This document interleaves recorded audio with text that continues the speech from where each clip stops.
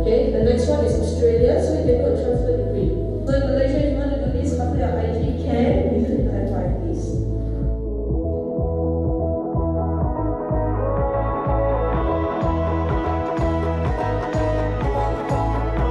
Education is always 4 years.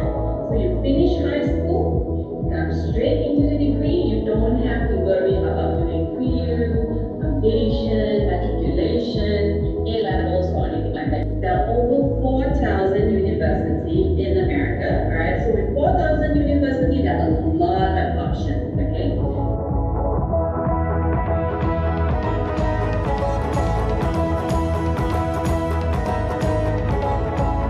Now, these are some of the jobs that will thrive in the future.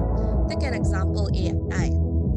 How many of you guys use iPhone, alright, or smartphones? You guys have Siri. I always tell my students, don't be afraid to transform, because it's not how you start your journey, but it's how you end it.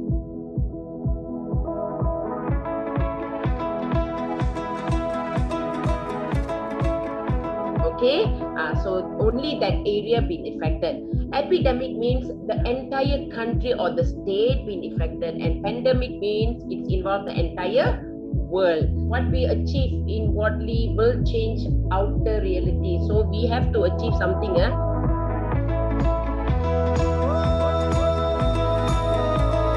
We can break down the grid into acronym: guts, resilience, intention, and tenacity. You need to be 17 and above. You need to have SPM or IGCSE. And you have to have 5 subjects. To push on, not to remember what today is, but looking forward to what tomorrow will be like.